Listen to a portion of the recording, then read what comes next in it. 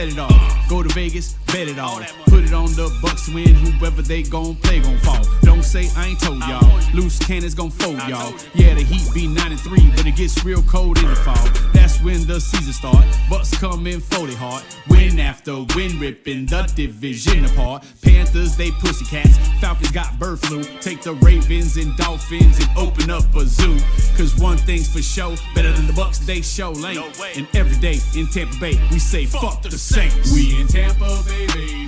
813 going crazy. Tampa, boy. This Bucs podcast be the greatest. Loose cannons blasting on them haters. And we in Tampa Bay, baby. Tell them where you from. 813 going crazy. Yeah. This Bucs podcast be the greatest. Loose cannons blasting on them haters. Now when I say the loose cannons, what? Do you know what I mean? I'm talking Bobby Latte, Stank Bastard, and Samurai Lee. You ain't never seen no her before, no podcast like this. These boys they entertain you, then take you on road trips, go to other cities, raid and pillage, watch the Bucs kick ass. If we in the stands and fans talk shit, we gon' whoop them fans. You'll see us in the red and pewter, with the white and black, might be high, drunk as fuck, straight talk.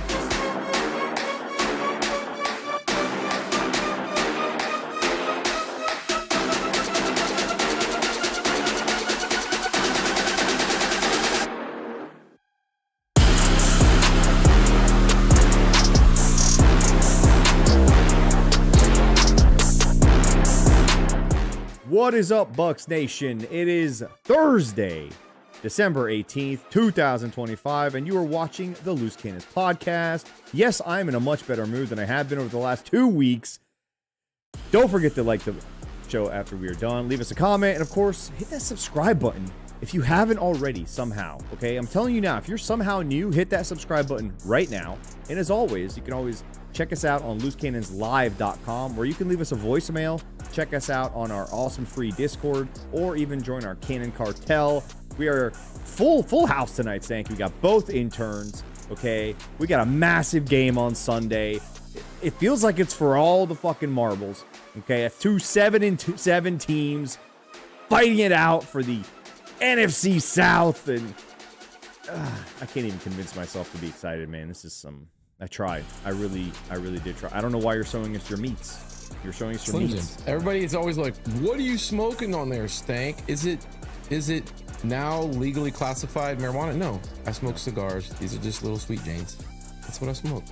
Can you get excited for this Sunday, Stank? Are you excited for the Sunday? I forgot we had a show today. I didn't do ban list. Evidently, you guys can have cat today, because you know pussy is typically banned this week. So you got one more day, because the list is coming out tomorrow. So you might want to try to get it in where you can fit it in, as we used to try to say back in the day. Yeah, we know it's funny. Actually, the voicemails are labeled "fuck pussy" voicemails. That's so you had the "fuck the Saints" voicemails. We've had "fire everybody" voicemails, and now we've got "fuck pussy" voicemails tonight. Porn's gonna be banned too. Get it in tonight. All right. Oh, so until you drop the list, the items are still fair game.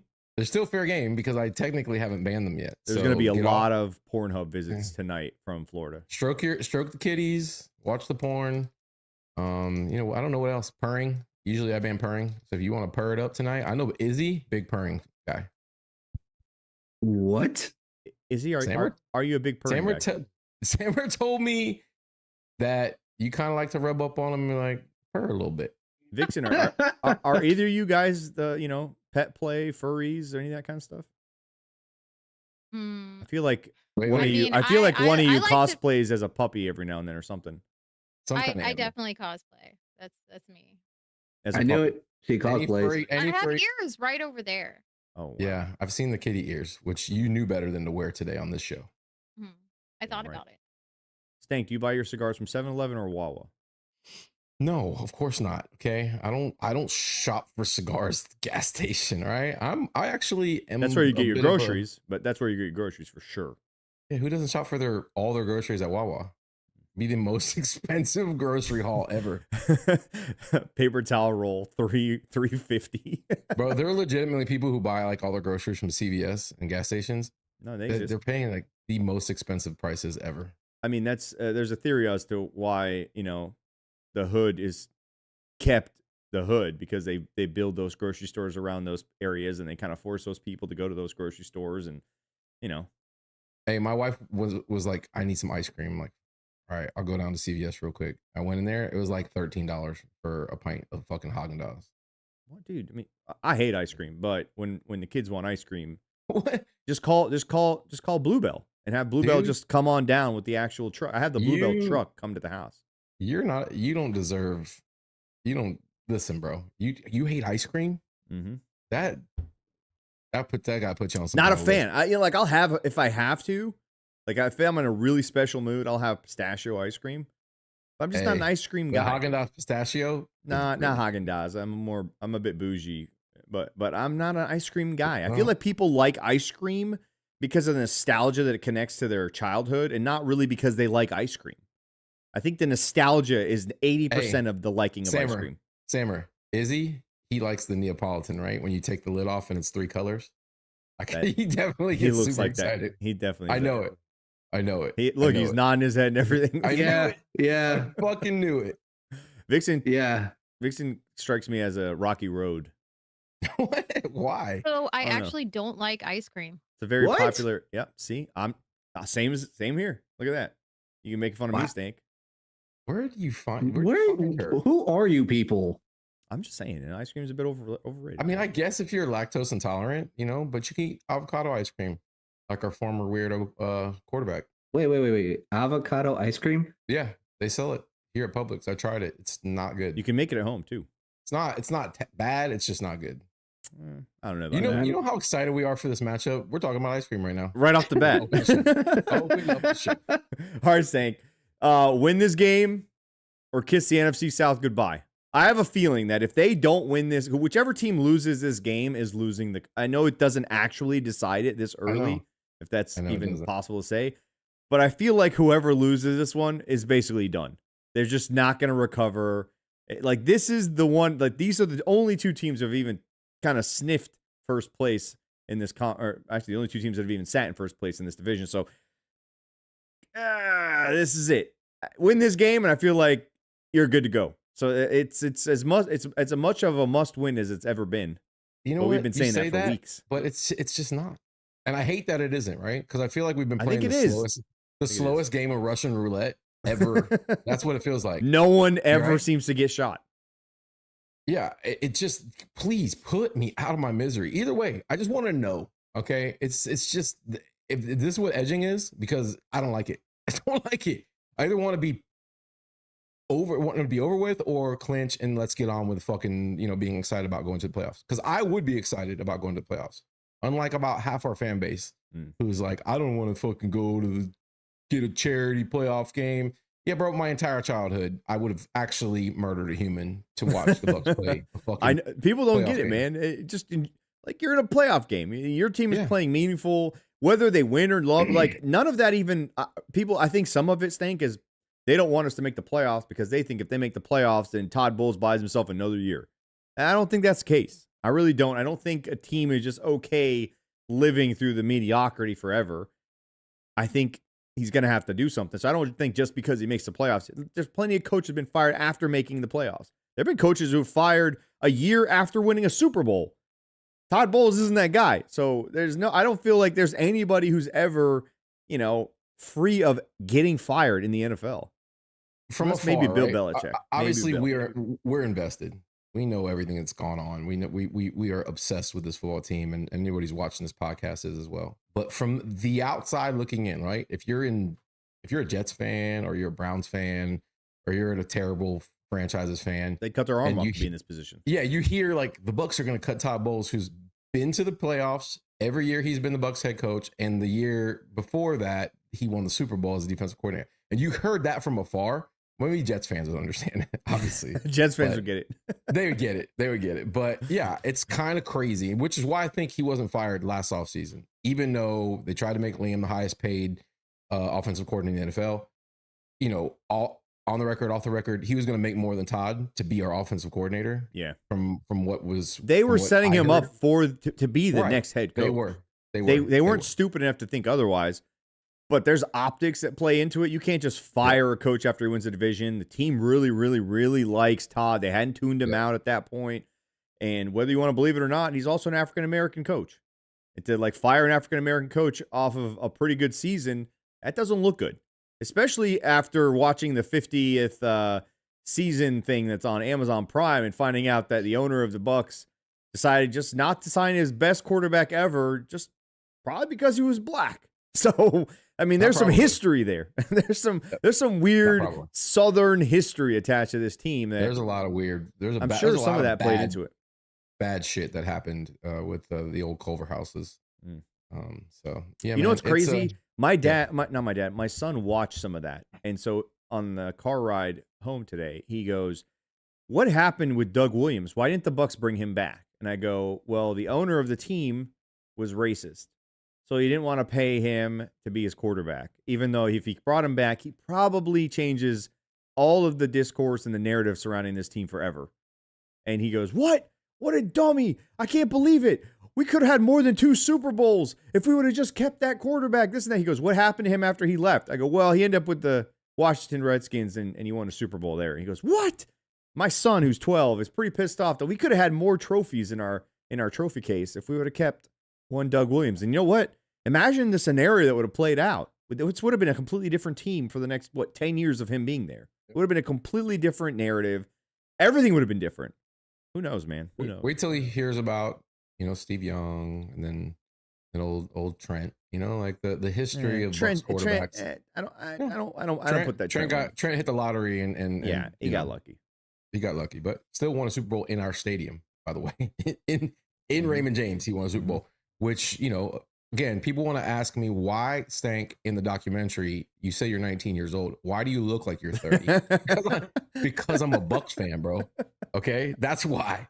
All right, because I'm a fucking Bucs fan. It aged me prematurely, and that's why I looked like an old man when I was still a teenager. So you don't think it's a make or break game here? You don't think this is? This is not a make or break game. It's not. No, I know mathematically, I know that, but I mean mentality wise, for this team, I think it's a make or break. If they win this game, they really need to win a game right now, and they really need to win this game. We seem to have had Carolina's number. I feel like it's in our favor in some weird way, but it's been the most fucked up, grueling season. Not the most, but it's been a fucked up, grueling season. And I just don't think we're going to get what we want because it just hasn't happened that way all year. And I don't know, man. I don't know. This is the biggest game in Carolina football history since Cam Newton left, right? However long it's been. A long fucking time. They are going to have an incredible environment. It's going to be. Is your light burning your skin right now? Bro, I'm getting way more intense. You're getting whiter somehow right before our eyes. My camera is possessed. Does weird shit. It's like to focus on Bruce back there sometimes. So I'll watch the show back sometimes, and it'll just be Bruce is just in full. It doesn't even want to look. You're that ugly. You broke your lens. You break your lens on a consistent basis. I'd rather look at Bruce than look at me anyway. Here's the weird thing. I think the team somehow responded to the public ass chewing that they received, and probably the private ass chewing that they received. It feels like it may have clicked finally that these guys need to fucking dial it in or something. I think that's why they're starting to finally understand the magnitude of this game. And this is, if you win this game, substantially different percentage of chances in terms of getting winning the South for the Bucs. I think they go from 52 to like 95, which is pretty big. I think they go down to 52 if they lose the game. Obviously, they still can win the division, but it's a must win for me, man. Your back is against the wall. You've won one game in like the last 2 fucking months, basically. You gotta win this game because it gives you a little bit of. You get a little sigh of fucking relief, not full relief. You get a little bit of a little oxygen, maybe coxygen, however you want to say it. But they need that right now. they need something, and I think they need to hold on to something. And this is the type of game that you need for that to happen.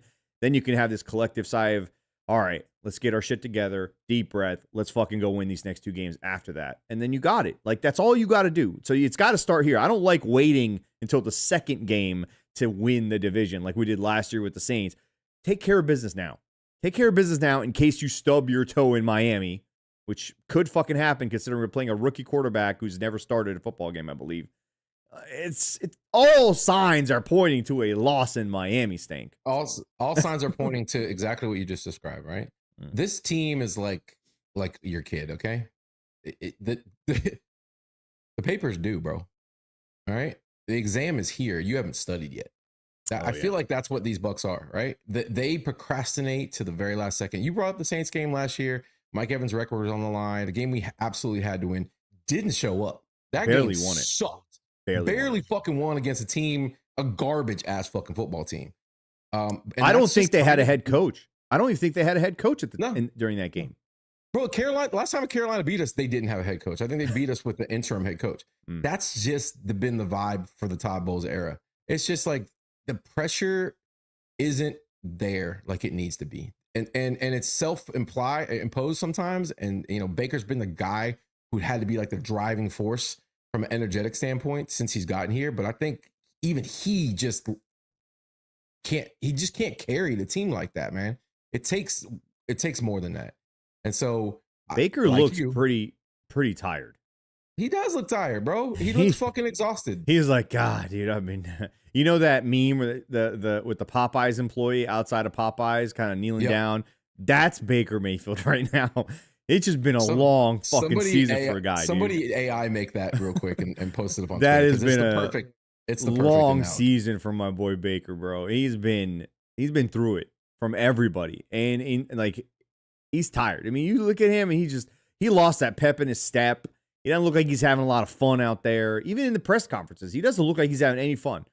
I don't like that. Baker needs to have fun. Sucks, bro. I know, but you got to be able to keep that somehow. You got to be able to keep that energy because that's really what gets you through these times. And I think Baker especially needs that. He needs to feel like he's just playing ball in the backyard with the family. That's an important piece for him.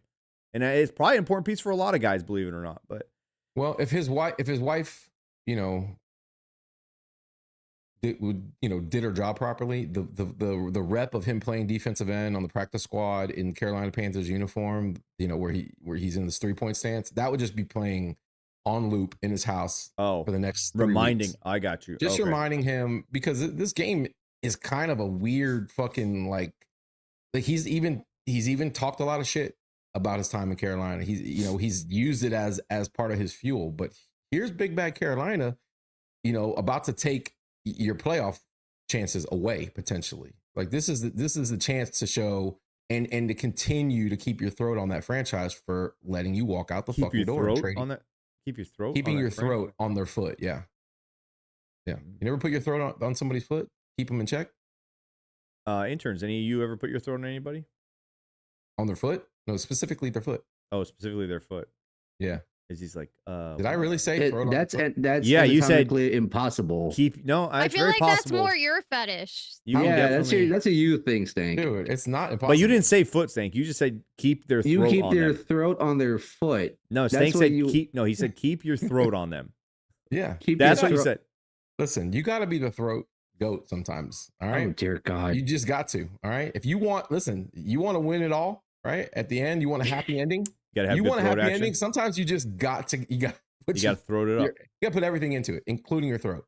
And this team hasn't been willing to do that, which is why we lost to the trash ass fucking New Orleans Saints and the even more trash ass Atlanta Falcons. We got to see Raheem do his fucking stupid stare at the camera thing. What's up with that, by the way? Why? Why is he celebrating? You're terrible. Not even in the playoff. Like, what is he? It was such a bad look, man. And it reminded me of younger Raheem. He's still the same guy, man. That's why, bro. I don't think he's really changed all that much. Raheem went straight to McDenton's and then straight to the strip club right after that game because he knew. He knew. The only positive that may have come out of that is that he might keep his job. I don't think so, but you never know. If he fucks around and accidentally wins a couple of games, they might be stuck with him. What D chess would it be, right? Now New Orleans, they think they got their guy in Tyler Shuff. They're not going to draft a quarterback, right? Is it more than 4D? If they end up keeping Raheem in Atlanta, Tyler's the guy there. And maybe, we give Carolina a little hope that the midget's going to be their franchise quarterback and they pay him like they did Kyler or, give him a bag to stay there. Maybe it is a 4D chess thing. And Are we Jason's trying to keep the NFC South in the dumps? Yeah. So that we just We're trying continue to to keep run them- through it. we're trying to keep them down by giving them false hope and false. It's like that confidence. hoe that you really don't think should be doing drugs, but as long as you keep giving her drugs, you keep running through her. No? No? Yeah. No. No? No. Crickets. No. Okay. Mm-mm. Next topic. Which team actually wants this more? Oh, it's And does Carolina, either bro. team want it at all? That's the other one. Does anyone want to win the NFC South? Like, can we go to the Seahawks and be like, we gift you the NFC South crown so you can go to the playoffs and face the Rams as well? Or like, I have it like, who should want this more? I feel like the Bucs should Carolina. want this more. No, Carolina wants this more. No, bro. I said who They- should? Who should want it more? I think the Bucs. Well, Which team Todd's- actually Todd's wants this like- more? I have a Yeah. feeling that I'm with you. I think the Panthers actually do want it more. but or this feels is that way. this is a potentially end of the era game for the Bucs. So you're not wrong. The people in that building at One Buck Place, I drove by there earlier. They have to be feeling that pressure. Todd's got to know this, but his career's on the line, right? Things are going to you change. You got guys in that locker room who, sadly are probably going to be moving on at some point. Levante's likely playing his last few games as a Buccaneer. Who knows what Mike ends up deciding to do. But if we have a whole regime change, I think the likelihood of Mike coming back is slim. I don't No, think he's if, coming back if to Mike's play a for- part of it and it's an offensive coach and he likes, the direction that he's going to drive the offense in, like a Clint Kubiak, for an example, I think Mike would be back. Mike's not leaving on this note. The way his season ended was just not the way he wanted it. But because they need to, there's a lot of guys on this football team that don't belong in the NFL, and we've had to utilize and fill holes and things like that. So there's going to be a lot of change, and I think they should feel that pressure. And if they don't, which I don't feel like they've been playing with that chip on their shoulder, and that's I get it. You want to keep a calm head, cool head, act like you've been there before, all those things, Todd. But you lost your fucking cool the other night. He's You frustrated, did. for sure. You lost your cool. And I didn't like it, but I get it because it just kind of shows what's been boiling underneath. That I'm sure he's furious. It's frustrating. Yeah. Imagine I get it. But here's the thing, Stank. If you remember Raheem Morris's final year, they lost a lot of games in a row. Same thing happened with John Gruden. This season reminds me a lot of Gruden's last year. Like, you just can't lose that many games in a row and just not get fired. Raheem Morris, you could have made a case for him to continue on because it was, I believe, his only second year. And he had a very young roster. And you could have been like, you know what? They took a step back, but they won 10 games the year before and missed the playoffs. Like, he had enough excuse to come back again. Obviously, there was stuff. 3 years. Well, He was here 3 seasons. Maybe, I don't think so. I thought he was there for 2 years. But regardless, Interns, do your jobs. He lost so many games at the end of the season to end that. You just can't lose that many games to keep your job. It just doesn't happen. It's very rare. And if Todd Bowles doesn't win this game, that's what they've won one out of the last 7 games at that point, or 6 games. That's not good. And if you lose another one after that, that's 2.5 months of only one win. That you just can't keep your job in that scenario.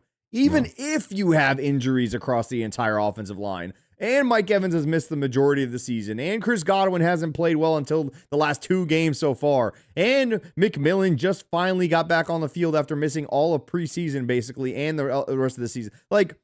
All of those things considered, you still can't lose that many games and keep your job. Just does not happen, and it's bad for culture and all that stuff. So they should want this game more. The Bucs should want this game more. I don't feel that they are the team that does want it more. That's my biggest problem. It doesn't feel like it. Maybe it changes this season, or this week. Maybe this Sunday it comes out and it feels better. There's a more sense of urgency, more professional. I will say this. I want to ask you this, Stank. It's something I talked about with Corey yesterday. Our team seems to perform better on the road versus at home. And I think it's for one reason. When they're on the road, it's loud. It's them against the entire stadium. They seem to lock in a little bit and kind of become more of a cohesive unit, and they kind of bond, and you know what? It's us against the world. At home, they come out there, no energy from us. The fans give no energy in that stadium. There's no buzz. There's nothing. There's no vibe. There's no juice to get these guys going. And I think a band. Yeah, there's a drum line, but there's no juice in that stadium. So imagine a player coming out of the locker room. There's plenty of Jews in that stadium. No, juice. There's no juice. Juice, not Jews. There's no juice in the stadium. So section, there's several. It almost correlates with how flat the team comes out. And it's stupid to say that the team depends on the juice of the stadium to play well, but I can't help but think that it does play a factor for the Bucs. When they're on the road, they just seem to play better.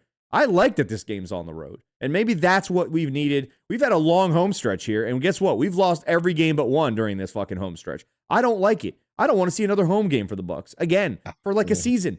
Fuck it. Let's play all these games. Send them to Germany. I don't care at this point. God, they play better on the road. Incredibly boring. Do you agree though? Do you agree that it seems to be that they're just better away from the shit fans? They are. They have been for a long time, bro. It's been like that, yeah. I feel like even during the Brady era, we played better on the road. Statistically, that might be wrong, but outside of the Super Bowls, which we never will ever lose, and we will never even play in a close Super Bowl. We will always dominate. It will always be a complete fucking ass whooping. Not even close. This is how we're built. But outside of that game in that stadium, I feel like it's kind of always been that way. Gruden era, we got a little dominant in there for a hot minute, but it's never felt like a home field advantage. And there's a lot of reasons for that. Obviously, we could do, and probably that 2002 Super Bowl show on that shit. That San Francisco game at home was pretty amazing. Yep. If you remember Dirk Cutter's 9-win season from that game, if you remember Dirk Cutter's 9-win season when we had that stretch between Seattle and New Orleans after we won in Kansas City, and that stadium in that Saints game was pretty fucking loud, dude. That was really loud. The Seattle game really loud when Mike took Richard Sherman behind the fucking woodshed on the first drive of the game. Like, we haven't had the fact that we can kind of count out on our hand how many times the stadium's been rocking over 25, 30 years is pretty sad. You go to a Packers game, it is always loud. You go to a Steelers game, it is always loud. You go to the Browns have sucked forever. It is always fucking loud. Seattle, not even close. In Cleveland, bro. Yeah, I get it. Seattle, unreal. Kansas City, unreal. Even the Cowboys stadium was pretty juiced up during. I don't think it'll ever be that, Sam. I'm not saying it. I don't think it ever will be. Back to the photo of me where none of us were wearing Bucs gear on the Buccaneers documentary. If you zoom in, there's not one. Was that the poor section? Why did everyone look like they were a certain demographic of people? Don't know. Don't remember. Were you in the poor section of the old sombrero? Did they have a poor? Were you in the poor sombrero? Dude, I worked at Tampa Bay Mall. I was poor as fuck back then.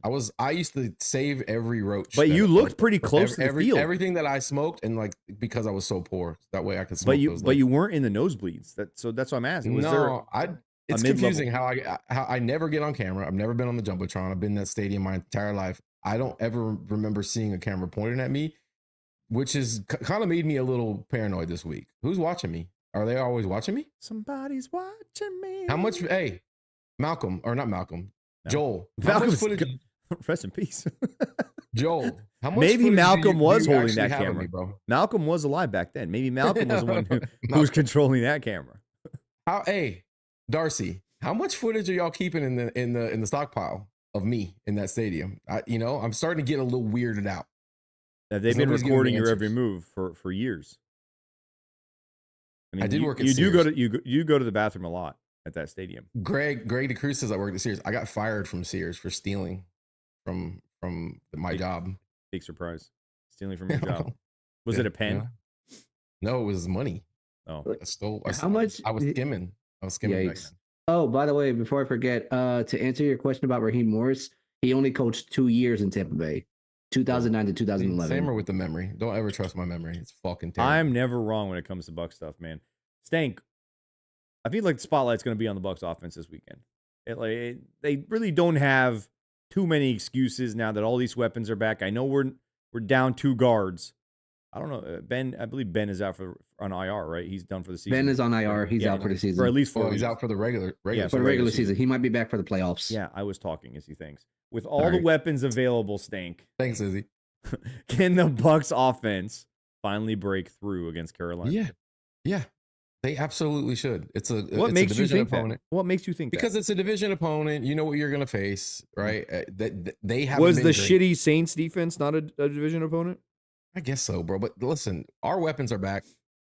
You mentioned a name earlier. There are two guys that are super hungry on the offense right now. Actually, three. Bucky always looks like he hasn't eaten in weeks. Like he doesn't eat the entire week, and he just wants to fucking take that out on people on the field. But J Mac looked uber intense. He looked like he wanted blood out there. Like I feel like you need to ride. Dude is gonna die for football. Yeah, Mike was as intense as I've seen him in a long time. I feel like they're on a mission to get it right over there. And if old Mr. Yale Bones over there would just get out of their way and call a solid game from start to finish, because we don't hate the guy. It's just he's not consistent, and we feel like he has no feel, especially in crunch time. He makes some really, really stupid fucking decisions. And Baker's got to be fucking better. He is missing open guys. He is happy feet behind the line of scrimmage. All the things are true. Everybody who's making excuses and pointing the finger, you're all right. Everybody's got to be fucking better. This offense has no excuses. I feel like we have the pieces to score points, even with the trash guards that we have out there. So there's enough to overcome that, to beat an opponent you know very well, in a game where your back is going to be up against the wall. And you're right. It's going to be an intense environment. It's going to be us against the world. And that's kind of when Baker seems to fucking shine. This team likes that type of energy. They should all have a chip on their shoulder. They just got embarrassed 2 weeks in a row. And then their coach basically cussed them out in front of the entire world on a video that had to be deleted from YouTube in live action. The Bucs took the live feed down when it was happening. Like, that should be embarrassing. And then he still, like, Todd still was able to call out Vilder and say, well, he knows how to play that. Like, they should all collectively have a chip on their shoulder. But again, you still got to put the right guys out there and put them in a position to go make those plays.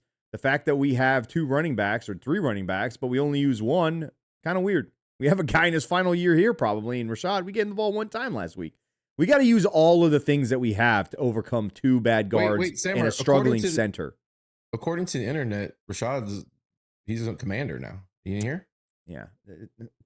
People take the dumbest shit and run with it. That's his best friend. Literally, that's his best friend. They struck up an amazing friendship when they played together at Arizona State before he transferred to LSU, Jaden Daniels. So, guy's showing support for his guy who just was, reported he's going to miss the rest of the season. But we'll see what happens in the offseason. Come on, man. Not everything fucking has a hidden meaning. Guys are stupid. But back to my point, you have all your weapons, and you have more than enough weapons to overcome bad guard play and probably bad center play. So bad 3 guys in the middle, or throw a screen to any one of your 3 running backs, or maybe try with all of them, please, one at a time.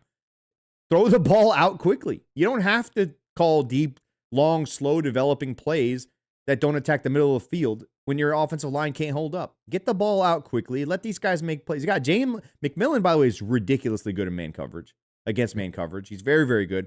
You got a guy in Tez who could line up in the backfield and get a flare right out of the backfield and probably break a linebacker's ankles or MCL and on his way to a first down. Utilize these guys. Tez should be eating up the middle of the field where you're going to be covered by dropping defensive ends and linebackers. He's a problem. Get him the ball in fucking space. It's not that these outlet passes aren't available from time to time, but they're definitely not designed to go to those areas. And some people have been posting clips and saying, look, Rashad's open in the flat.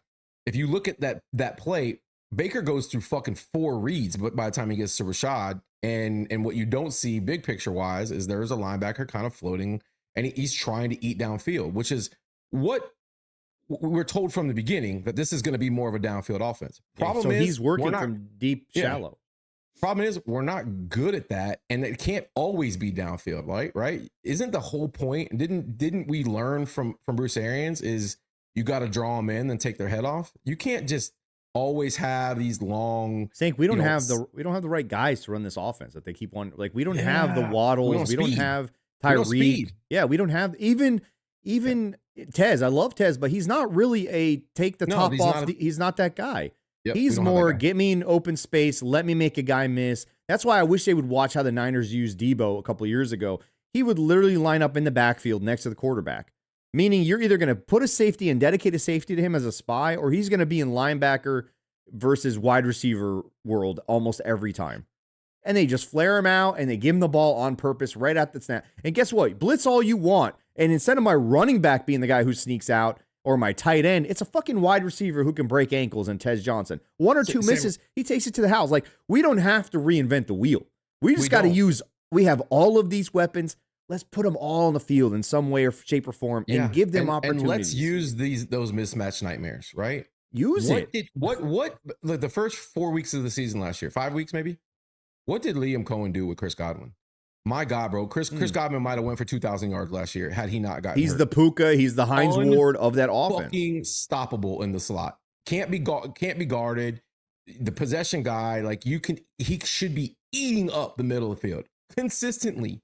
They should be absolutely eating that up, which then what brings your safeties down lower, and then you can take, the top off. You gotta draw them up. I just don't see the philosophy here. I see a philosophy. I don't see the game plan. It's not for what we have, for the pieces that we have, and that's really my criticism of Grizzard. And maybe ultimately he finds it. Maybe he took half the playbook away because he doesn't trust the guys up front. The center and the two guards. I don't fucking know. I don't. But I will tell you this: Josh has a chance to put all the dumb shit behind him and call a beautiful fucking game against an opponent he knows. Okay, so this should be the coming out party for this offense. You asked if this offense is good enough. That's how you started the segment. More than good enough. We should score 30 fucking plus points. We need to. We should. We should. We're facing a team that averages, I believe, 18.9 points per game on offense. They're probably going to do better than that facing the Bucs defense, or maybe not. Maybe the Bucs defense says, "Fuck it, we need to play back the way we were, get more physical." They are down Zion McCollum. That may or may not be a good thing. I don't know. Benjamin Morrison's about to get picked on, and he's either going to stand up or he's going to be embarrassed. It's not good. I don't think it's as good as people want. Yeah, I don't think it's that good, but we'll see. Benjamin Morrison and Jacob Parrish are going to get a chance to grow up real quick, and I think Parrish might be up for it. I don't know about Benjamin Morrison. Parrish has played the entire season. I think he's like third in overall snaps on this football team. I'd love to see that. I'd love to see them move him outside and put Izzy in the middle or at nickel. And Jacob Parrish has proven, along with Tez Johnson and Emeka Egbuka, a home run draft pick by Jason Light in this offseason. So 100%. For those Jason Light critics out there who said we should have drafted a linebacker and a defensive end, you're right. We should have. He found some. We should have, but gems, he chose to go after other positions that he felt that was more of guaranteed value. And you know what? He was right on a lot of those guys. So yeah, we got lots of holes to fill, and thank God he drafted 2 wide receivers. What the fuck would this offense look like? What would have happened without Tez and Mecca with the injuries that we had? So, the one thing that's kind of bothered me all season, Stank, and I just now thought of this, is like we have Rashad in his contract year. If we didn't plan to actually use him and throw him the ball a handful of times a game and actually get something out of him in his final year, why didn't we just trade him? Why don't we just trade him at that point?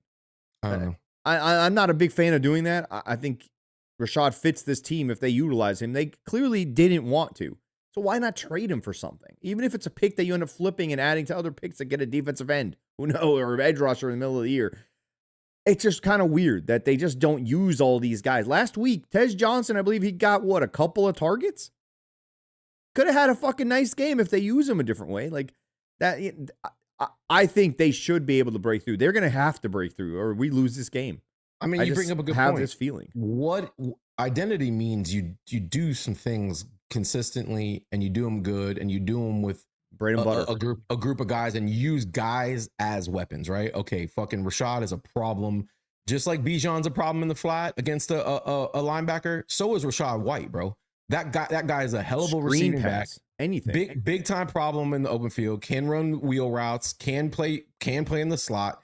He's got all those tools to his game. You don't see it. You don't see him gaming defenses. We are reacting every time we get up to that line, and it's just the play call is the play call. And I don't know. It's just not inspiring at all. And according to JKJR6FF, we're pansies and we're overreacting. Yeah, you know what? Sometimes we do overreact on this podcast. I'm not overreacting. But we just lost to 2 of the worst teams in the history of the NFL, right? 2 of the worst teams with a better roster, and way more talent. That's not overreacting. in game in clinching position. So maybe it's not so much of a overreaction. Yeah, no, I agree with you, man. It just. I mean, what's funny is that we had Dave Canales here a couple years ago, and Rashad was somehow able to gain over 1,500 all-purpose yards. That's not an accident. So for him to have fallen all the way to what he is now, simply because he doesn't touch the ball, we're going to see what Rashad actually does when he's out on a different team. And I'd hate to see it be the Kansas City Chiefs, where he's from, or to go play with his boy up in Washington, which they're pretty happy with their starting running back. So I don't think that'll happen, but we'll see, man. I just want. It's not just Rashad. I think Tez doesn't get used properly. I think Chris Godwin doesn't even get used properly, even though he's just kind of now. If they run the offense through Chris, and no disrespect to Mike, he's the best wide receiver on our team, but the offense should run through Chris. That's just how it works. That is what creates. I completely agree with that. I completely agree with that. Hell yeah. I do. I think it does start. I think Chris is that guy. He should have 8 to 10 touches each game. And then you make him pay with Mike on a consistent basis. And Mike's never covered. And we know that as long as Baker doesn't, float a ball like he tried to do into triple coverage, by the way. There were two defenders on Mike as well. He would have caught it. it. Stupid fucking decision. He throws it high, he would have caught it. Maybe. He throws it a little dumb high. Decision. That's a catch. Even worse play call, but dumb decision by Baker Mayfield in that particular case. And David Dunn, I wasn't saying Rashad White is Bijan Robinson. He's not, but he's got a skill set similar to. He's not the athlete Bijan. And if we know our personnel skills, we have to put them in the position to utilize their best skills. It's like me taking you and hiring you, to design vehicle wraps. You can barely color on the menu at the fucking restaurant, and you think I'm going to put you in a position to go play in Photoshop and design things that go on vehicles? No. But I know that you'd be really good at sweeping the shop, putting the old vinyl scraps in the trash bin. Like, that's utilizing your personnel. Like, I wouldn't send Izzy out to direct traffic if a traffic light goes out, right? Yeah, because that's dangerous, right? He would confuse the drivers. Wouldn't make much sense, would it? So that's, again, you got to know your personnel. Yeah. No, but you're wrong about my artistic skills. Do you know how many Village Inns had my artwork up on their wall? I would create masterpieces. Village Inns. Yeah, Village Inn. You strike me as a Shoney's kid. Ew, no, bro. Dale Mabry you Village look like Inn, they used to have this. They used to have this weird. They used to have this weird little monkey in a cage where you put dollars and he would like do shit. Was it a real monkey? It was real to me. Oh, it was real. Oh, yeah. So maybe he did have some autistic skills. It was real to me. Stank. It's time for the return of a segment that we've just ignored the last few weeks because we've been too upset to care. We have keys to the game this week. We may not have our band list, but we have a band list. We have keys to the game, which is pretty wild because we haven't done this, I think, in like 7 or 8 weeks. I believe since we went to Seattle. It's been a while. So that's what's we've like, been on week it's 6? Gone downhill since Seattle. We can all agree. We peaked. Oh, we beat the Niners since then. But the offense has not come even close to looking, which is crazy because we had guys missing in that game who are important to the offense. I think it's because half our team was from Seattle. It felt like everybody had some tie to that town. Do you remember pregame where they paid their respect, the Seattle fans, to Emeka and Cade and Vita Vea? They're on the other team, and they gave them all a round of applause before the game started. It was really fucking weird, dude. I was like, these guys are, and I was like, man, this is a soft fan base, and it got pretty loud after that. And then I was there were a lot of Seattle fans who liked the Bucs and liked half of our players. We fucking love Vita, we love Mecca. They're respectful people. They're pretty cool people. K-Dot in town, big ass K-Dot. Yeah. And we're not K-Dot. I mean, we should have just left him there. Wish we could trade him to the Seattle. Listen, I know a little something about Cade. His family would prefer to stay in Seattle. I'll say that. Yeah, good. I'll say that. See you later. Stank, your first key to the game. Yeah. Yep. Contain their midget. Okay. Contain that guy. That guy's not an NFL quarterback. Can we stop with the craziness? That guy's not a good quarterback. I don't care, how they design nice plays around him. He's not a good quarterback. Put pressure on that guy. He's going to fold like a box of towels. Terrible analogy, but yeah, just make that guy's day hard for him. Can you even say midget nowadays? Can't? Is that inappropriate? I don't know. No. You can say it. Okay. Oh, you can say it, I guess. Respectfully, bro. I love respectfully.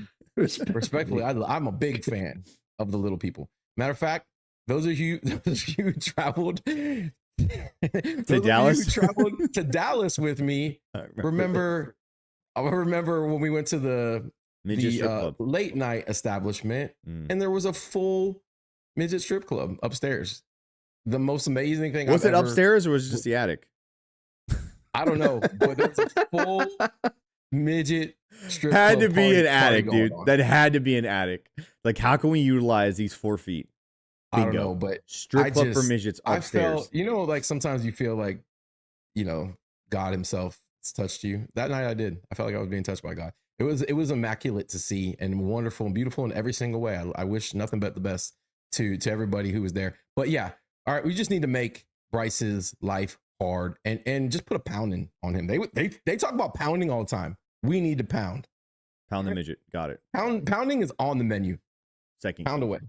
Yep. Yeah, put Rico Dowdle and that other guy, I forget his name. Chuba other running back. Yeah, Chupa. Put Chupa down. Yeah, put Chupa down, put Rico down. Let's stop the run. Okay. They're not dynamic. Right. They're speaking of Bijan, they're not Bijan Robinson. We should be able to lock these guys up and dictate the pace of the game on defense. I get it. They can be, we know what Dave does, right? We know what we ultimately know, third and manageable. That's Dave Canales' plan. Get the third and we manageable. all know it. Keep it third and manageable. Todd, you know it. Okay. He's gonna keep it third and manageable. He's gonna bully you with positivity, and he's gonna go home and watch a copious amounts of porn. We all know Dave. We love Dave. Huge hands, beautiful, beautiful man. Huge hands. Absolute dime piece. I thought he had regular hands. No, bro, he had enormous hands. Who notices that about another man? When you shake a man's hand, you can tell sometimes. At least, I thought that everybody agreed. No? Okay. Anyways, women notice men's hands and feet, by the way. Well, maybe I have a thing for appendages.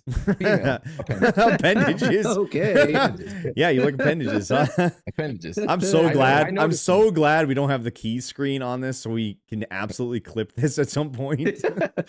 This will be clipped. I wish Izzy would mute his mic when he laughs. That'd be hilarious to me. Why? What do you have against Izzy's laugh? I don't like it. It's in my ear. It's breaking my eardrum off. I don't like it. That's what laughter is. You know what? You just weren't allowed to have laughter around as a child, and we all feel sad for you. No, laughter's not allowed. I feel like you got in trouble. No, this podcast has been run kind of loosey-goosey the last few weeks, and I've had enough of it. I got rid of the snow. I got rid of the fucking Christmas cheer. Fuck the laughter. No laughter. It was that stupid fucking elf, bro. You think it was the elf? We can all agree that elf was cursed, and I never want to see him back again. That's fine. I believe somebody earlier in the chat reminded us his name was Ish. I don't even remember why we called him that, but I remember that was his name at some point. I agree. I think that was his name. Yeah. He should have more keys. Yeah, I think we got one more key. Yeah. Unleash Bucky. Okay. That guy he's been through a lot this season. We all know. We all understand what he's been through, and I feel like he's just like a volcano ready to erupt. We need the biggest Bucky game of the year. Hey, I believe he had like 158 yards last year against them in Carolina, if I remember correctly. That was also the Anthony Nelson. Use him intelligently, right? Don't run him into the ground. Don't run him up the middle behind the 3 worst offensive linemen in the history of the NFL, please. How about you run him off tackle? Could you imagine having 2 of the best tackles in the NFL on the same team and you never run to either side of them? Could you imagine that, Stank? Or, just how about we pull Graham Barton? Like, have him be a pull to the right, run off tackle, have two of your best guys out there in space running. Imagine him and Tristan leading the way for any run. You might even score. And you haven't scored since 92. Graham, no disrespect, Graham. I've said that a couple times on this podcast. Graham strikes me as a guy who can't do 2 things at once. Okay, I think he's a one thing. He's a Duke kid, though. He's a pretty smart guy. Yeah, that doesn't mean you can multitask. All right, maybe you're good at knocking out tasks one at a time. I don't think he's a multitasker. I feel like he's gonna dominate as a guard because you got one job. But to have all those jobs and snap the ball and call out the fucking linebackers and make sure you're in the right play, it's just too much for him. He's a simple man, right? Meat and potatoes type of guy. Meat potatoes type meat and guy. potatoes kind of guy, bro. Yeah, meat and right? potatoes. So He doesn't want the like cheddar. He doesn't want. Do you want parmesan? No. Just give me the meat and potatoes. Don't come back. That's all. And when I'm ready for my check, that's it. Bring me the check. That's it. I don't need what do you desserts. mean truffle? What do you mean truffle? What is that? Get that out of my fucking potatoes, meat, bro. Give me potatoes. just basic shit. That's it. Just meat and potatoes guy. Yeah. I mean, that's a great. I never even thought about this, Stank. And now we may have solved the Graham Barton dilemma. Meat and potatoes guy. Meat and potatoes, man. You remember those terrible frozen TV dinners, the Hungry Man's, that were just a frozen block of fucking potato Fun fact, block? I've never once in my life eaten a frozen meal. Well, you know what? Not everybody was raised with fucking camels and lavish. No, I'm just saying. Flying blankets. Okay, I'm just saying. I've never. It's actually on my bucket list to one day eat a frozen meal. I want to eat a frozen meal. Some of us had to make our own dinner when mom was sitting there with a cigarette lit out her mouth. I want to eat one. I want to eat the frozen meal that had the tray built into it that would stand up like a little table. Yeah, bro. Those were rich trailer folk that could afford those. Rich trailer folk. City folk. Vixen, you strike me as eating quite a few TV dinners person. She says supper. How many TV dinners you think you had as a child? I think her ears are out. Wow. I don't think she can hear you. What a terrible fucking group of interns we have. Also, we have super chats. We have super chats. Crown 8. Bucs need to restore the faith in his team and hold back on, in his dude. fan base. Did you just call him Crown V, dude? I fumbled. Leave me alone. Are you fucking kidding me? You don't even know. You don't even know the single digit Roman numerals, dude. What are we doing right now? Crown 8. My bad. Hey, I don't know my Roman numerals either. It's okay. But you know them up to 10, Stank. Nope, I don't. Oh, I don't know. Really? Crown V. All right. V-I-I-I. Izzy, read the super chat so we can get to the end of Stank's longest key segment ever. Okay, cool. So Crown 8, $5 super chat. Bucs need to restore the faith in this team and back in this fan base. Bucs need to play a body bag, full on crash out game Sunday. Hashtag body bag game. Hashtag LFG. And then B Shuck with a $20 super chat. Are there any effing super chats today? Yes, I bleeped it out. No, I'm not going to say it. If you want to say it, go ahead. Crown, if our interns were like on point because you did that donation a while ago, we would have had the pop-up of put him in a body bag from Karate Kid up on the screen, like in a loop for that. We don't have particular super chat. Good interns. Yeah. Terrible interns. All right, Stank, the last part of your fucking keys now is your score prediction. Score prediction, complete annihilation, bro. All right. I know I came with the micro penis energy at the beginning of the show, but that was more of a facade. I truly believe we're gonna come out and put together the best performance of the year. I think the Carolina Panthers get 3 points. Wow. 3 points. 3 points. And I don't know, bro. It's hard for me with the Bucs. I never know what to say. I'm just gonna say 31. 31-3. Tampa Bay Buccaneers. We're taking this division. We're taking it. We're taking it. It is being said that Izzy needs thicker glasses. No, I do not. I do not. Is that scientifically possible? I don't know. Dude. Izzy, are you able to wear your bathroom mirror on your face? Hell no. No, dude, like. Why is Vixen unable to hear us? Literally can't hear anything. Oh, there you go. Vixen, can you hear us now? Are you a fucking mime? What's happening? Are you putting yourself in a box? Icebox where my heart used to be. You guys are sorry. Mute. Everyone, just mute yourselves. I don't even, like, what the fuck is happening right now? Just unbelievable, man. I'll just do my keys because we got some voicemails to get to. And hey, Sammer, do you have any keys to the game, man? You got any? I do have some keys to the game, actually. All right. Well, why don't you throw those up on the screen? First one, do not lose contain, Bucs defense. Please do not lose contain. The Panthers make first downs or third down conversions one of two ways. They either throw a ball up as a prayer that somehow gets accidentally caught by a Panthers wide receiver, or Lil Bryce Young runs around and gets a first down because the defense decides to forget about him and the fact that he can still run, even though he can't throw the ball very well. He can run, and he converts with his legs. So Bucs defense, please have some lane integrity in this game, because we've seen other non-mobile quarterbacks beat us and gain first downs. Can't have it against Bryce Young, because if he's able to convert with just his legs alone, then him not being able to throw the ball is kind of a moot point. Can't let it happen. Hey, So first thing worry. is contain, Don't worry, Sam. please. We got linebackers that can handle. What? Oh, we don't. No. We don't. No offense to Levante, but Levante, he's missed too many tackles. Levante is not healthy. Can we all agree? Like that guy right now is fucking. I think he's worn down. He's run down. He's mentally exhausted. He hasn't practiced all week. Don't count on Levante doing very much unless he just has one of those games, bro. Like a lion, right? Like a true just Hall of Fame caliber, individual. Maybe he comes out and he just puts his dick all over the whole fucking town of Charlotte. I mean, we need a Levante moment. We haven't had a Levante moment really, other than the Seattle interception, which came off of a tip. So we need a Levante generated moment. And like this team needs a leader. He might not even play. He looks like he's trending towards playing now. So don't bullshit. Okay, this is a must win for his team and possibly his final season. He's not taking a game off. You're allowed to doubt Levante, but I'm not. No, you're not allowed. Second key to the game, Stank. Let's challenge those receivers, please. We don't have Zion playing, but just get up on these guys. Don't give them any free release. Don't soft zone bullshit. You don't even have to blitz every time. But please, for the love of God, just challenge them. Just get up in their face. They are not a talented bunch as it relates to dealing with that stuff. So make them beat you. Make them beat you the old-fashioned way, actually having to beat you in man coverage. Don't give them anything for free. That just makes it easy for a young quarterback who already doesn't know how to play very well against, tight coverages. So make him throw the ball on a fucking dime. Make him have to make a perfect pass. I guarantee you he can't do that very often, if even at all. So challenge the fucking wide receivers. And my third key, feed Mike fucking Evans. Please, for the love of God, feed Mike Evans. Not because of the 1,000 yards, but because he is unstoppable. Did you not see what he did on Thursday night in that game?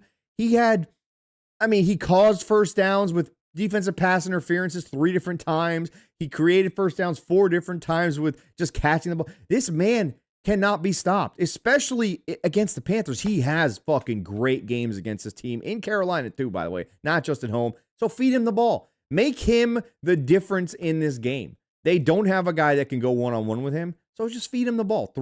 I want 8 to 10 targets, per half for Mike Evans. I'd love to see 20 targets. It won't happen. Give me 8 to 10 targets in this game to Mike Evans, and good things will happen for this Bucs offense. I promise you, good things will happen for this Bucs offense. And my score prediction, Stank, I think the Bucs from here on out have to score 30 points a game to win a game. I think that's ultimately what it's going to be. Whether the other team can or can't score, that has to be the mindset. We have to score 30. Just like the Bucs of old used to say, we can stop them if you can score 10. This is the opposite. We need to score 30 because we're not going to keep them. We're not going to keep them under 29. It's just not going to happen. So my score prediction is Bucs 30, Carolina 19. Carolina 19, but the Bucs need to score 30. I don't care. And that 19 at 11 point, that's enough cushion for them to score at the end and us to still be okay. So that's why I went with that weird score. 30 to 19. I think the Bucs get their shit right. I think they heard their coaches, I don't want to say plea, but I think they're embarrassed that coach had to go out there and fucking take it on the chin, and had to lose his cool to the extent that he couldn't even cool down from locker room to post-game press conference. And from what I've been told, he was pretty pissed the next 2 days at $1 too. So it didn't even fucking matter, right? They are embarrassed by that. You don't want to see that become Todd Bowles' meme, like we knew who they were, what we thought they were. We don't want to see the Danny Green moment happen to Todd Bowles because he's a fucking good guy, but it may have happened. And I think this team's finally hearing that shit. I think it's finally time, which is sad to say because it might be too little too late. I think they get their shit right, Stank. They get their shit right. We get back, man. And this will be the most pivotal moment of this season, in my opinion. We lose this game, the division is gone. And it is game over. Todd Bowles is gone right at the end of the season at that point. I think it'll completely fall off. The wheels will fall off completely if we lose this game, in my opinion. We will not win another game after that. It'll just be over. Now, the final segment, Stanker. Your fuck the pussy voicemails. Well, we've got quite a few from my understanding. People came in late, and I told Vixen absolutely not, but I think she let them slide in at the last minute. So let them slide into our DMs per se. She did. She's the softest. She has the softest heart of the 4 of us. 5 of us. How many of us are there? 6 of us. 12. Caleb starts us off. For all the people who say that they want the Bucs to lose out just to lose Todd Bowles, I'm going to tell you that is the dumbest thing I've ever heard. Todd Bowles, it's going to be very unlikely that he keeps his job. Very few realities where Todd is the head coach next season.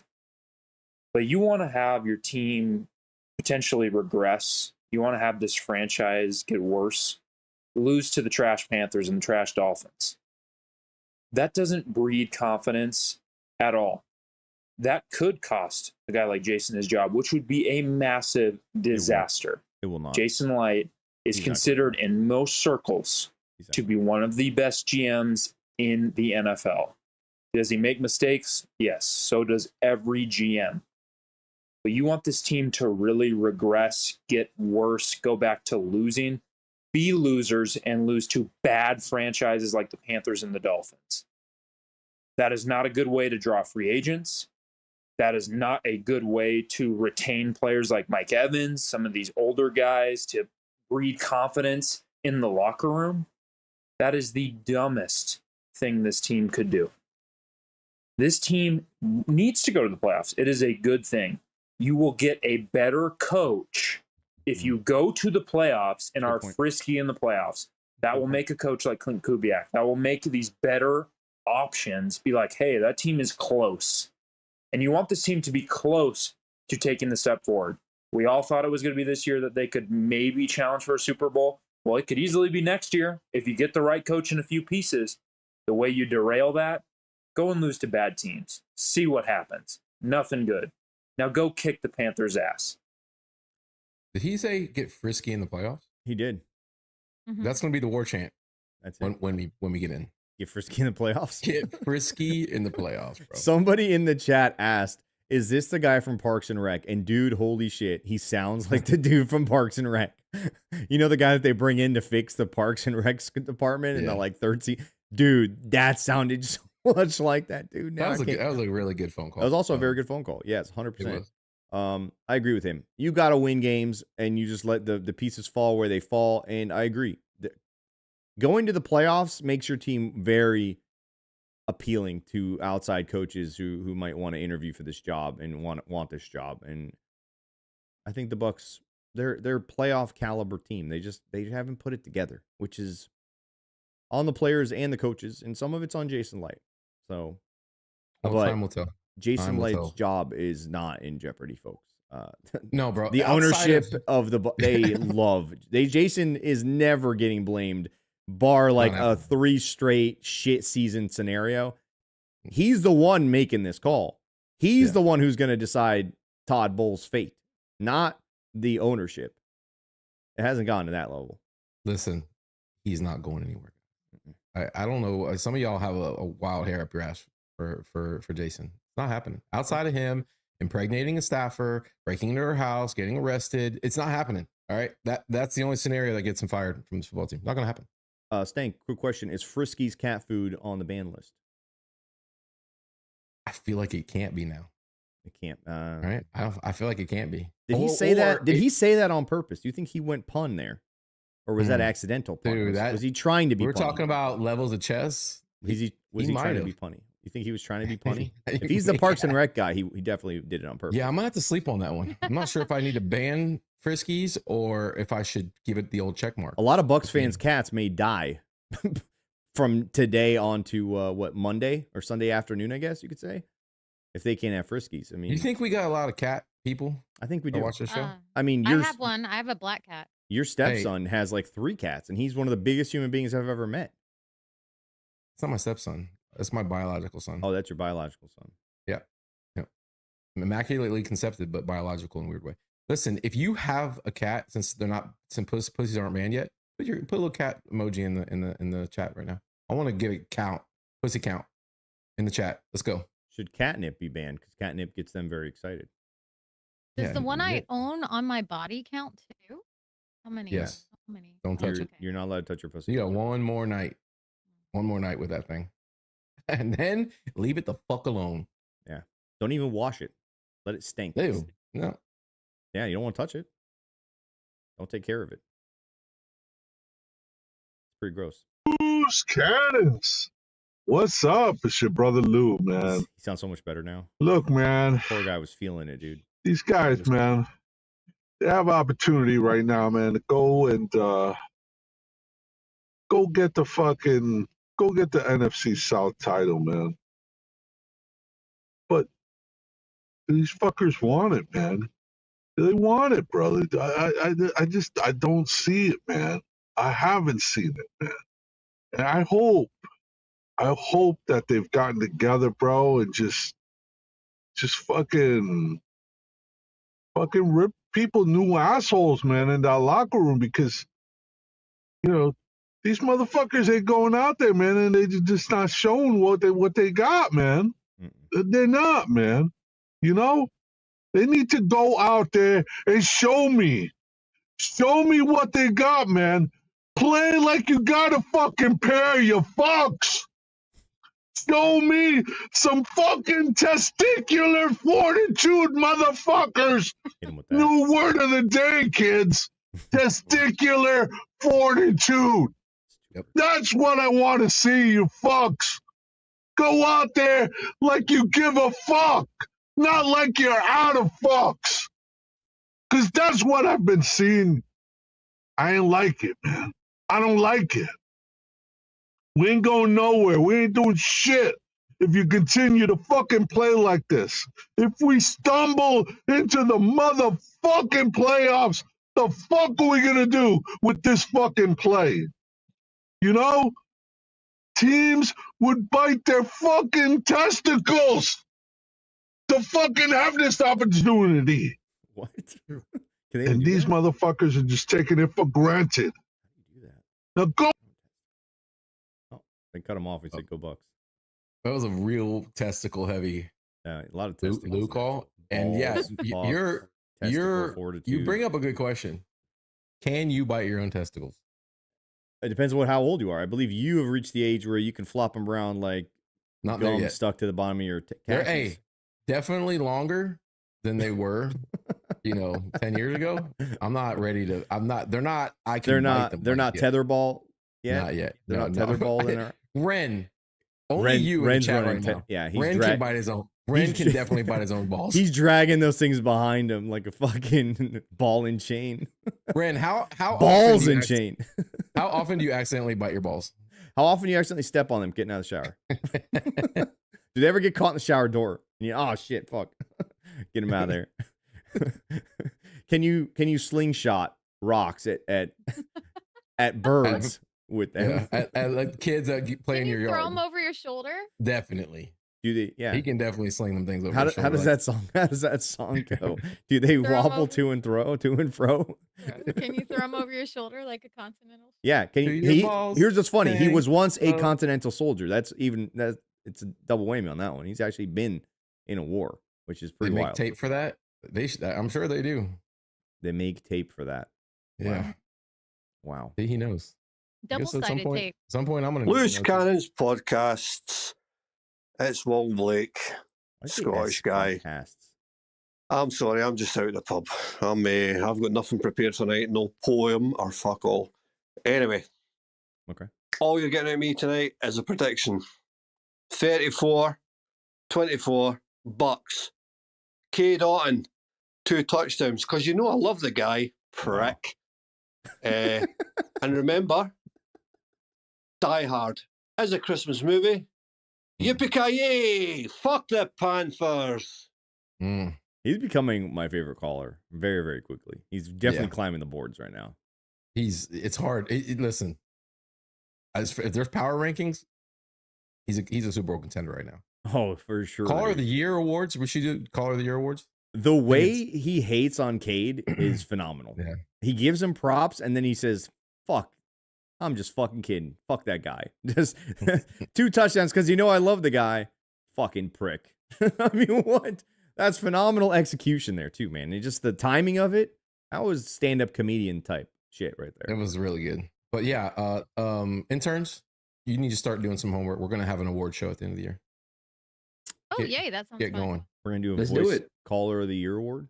Caller of the year, worst call of the year too. Like Yeah, we'll do best caller of the year, best overall caller of the year, worst caller of the year, or worst call of the year. We'll find the actual worst call. I'll let C. Dottie pick out biggest crash out call of the year. I'll ask him funniest. which one he feels. Yeah, we'll do funniest call of the year, and then Best guest of the year. No, that doesn't count. And then we'll do most creative call of the year. That's a good one. Most creative call of the year. Right now we have a poem, so I mean he's kind of at the top of the list there. He's up there, bro. And then you and I will vote our favorite caller of the year, just between the two of us. The interns have no votes. Oh, Twas the night before Sunday. Dave Canal sat in the dark. A laptop was whirring next to Lube and his blouse. His old sock was ready and his charge prepared to watch film of Kirk Cousins fuck Tampa's defense. Raw dog, rough and bare. Canales grinned coyly with a snicker and sneer, while visions of NFC South champion were obtained through liquor and beer. And Dowdle and pistol and Hubbard and gun, Hobbit Bryce Baggins, ooh, my Dave come? Temptations entered his brain freely. How could he ever hold back? As long as they block Vita, who the hell's gonna stop it? First downs will be easier than drunk blondes with world-famous old Jimmy Buffett. When out of Pornhouse there arose such a clatter, for he blew a load on the laptop and the screen began to shatter. When quick to his aroused eyes, a man would appear. Before him stood Baker, Walter Payton, Man of the Year. Faster than rushers that came at him unblocked, Baker baked cookies for Canales' wife, who left Dave on edge and cock-blocked. In that moment, the NFC South fans began to chatter. Is my team really ass, or is the other team all cowards? For nobody claimed victory. They were all middling 7-7. Guess somebody got to win this sorry-ass division. Neither of us will pick the top 11. Will we win it at 8 wins? What the hell is the matter? Is this team really going to make us all sadder? By the fire, Todd and Dave sat so gloomingly, for Todd knew his seat matched the fireplace log so perfectly. Would he turn it around? Did anybody even care? Wasn't this the man who beat Mahomes' overrated ass bear? Like SEC sorority girls who wear bibs at an Applebee's happy hour, opposing quarterbacks while being blitzed by Todd's defense will not need to shower. Time to make this tirade end. Like Todd's postgame isn't sadder. We are 16 weeks in. If it won't work now, it will never seem to matter. Merry Christmas, you fellow loose cannon listeners. Don't let the Buccaneers make you drink up Kahlua with your children's formula or grandma's old eggnog, or you too will end up looking like our balding pale uncle, your dear old stank bastard. Piper. I enjoyed it up until the end. He was cruising through that. If he could have taken his time a little bit, but it really took a minute 56. He would have been right at the edge there at 2 minutes. So that was great. I mean, I like it started off with some porn there, real graphic at parts. There was there were a lot of climaxes in that. A lot of gems. Yeah. Yeah. Are we becoming the poetry podcast? The poetry podcast. Okay. I like We're gonna this. have slam sessions. This is what I've always Interesting. this is what I was one day hoping the voicemails could become. People competing with not only their best takes or their worst takes, but creative takes like that. That's what I want. Sing us a song. Read us a rhyme. Write us a poem. Let me hear your best stanzas, okay? Can I hear Bucky the Ducky the Fucky? Do you have that like on there? Because it's been a while. We need it. That's probably what I need right now. You think Dial it up. Dial it up. We do need that. But listen, It's been too long. I think we need to announce that's next call week. of the year though. It's spoiler alert. That, call of the year. So far, that's call of the year for sure. Listen, next week is weird because it's the fucking Christmas week and all this kind of shit, and it's gonna be a little odd to get. It's gonna be odd. My wife is having surgery Monday, so I won't be partaking. Probably won't be partaking in the show. We'll see. Well, so we're trying to do a Festivus episode, Stank, where we're gonna get on the show here, and if those of you who don't know what Festivus is, it's when we're gonna sit on the show and basically air all of our grievances about you guys, about the Bucs, about the interns, for sure about the interns. Ooh, I got a list for them. Yeah, so that you can't miss that one, Stank. You can't miss Festivus.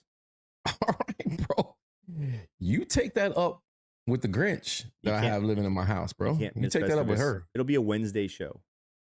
All right. At that point, I'll know if she's Bucky, the ducky, the sucky, the fucky. There it is. There it is. Bucks by $1 million. I mean, what are we talking about, dude? Bucky's going to have himself a fucking day. It's going to be great. Bucky, the ducky, the sucky, the fucky.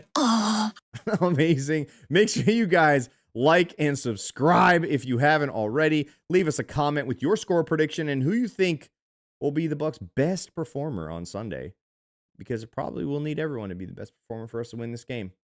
That's not to say that the Panthers are good, but we need this win. So everybody needs to fucking show up, including you fuckers. Be in front of your couch at 12:30, not at 12:55, not at 1:01, 12:30. Sit there for 30 minutes waiting for kickoff.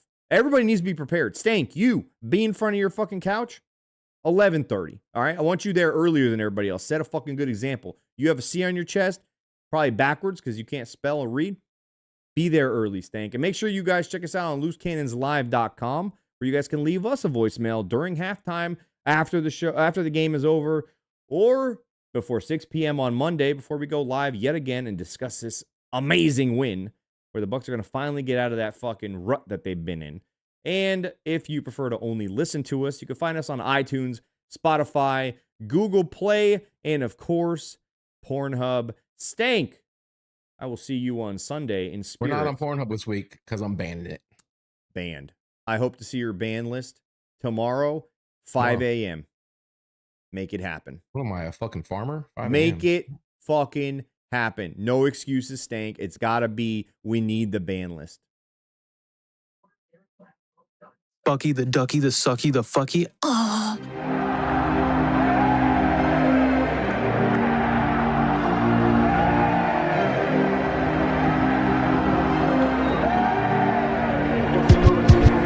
It's kickoff, set it off. Go to Vegas, bet it all. Put it on the Bucs win, whoever they gon' play gon' fall. Don't say I ain't told y'all. Loose cannons gon' fold y'all. Yeah.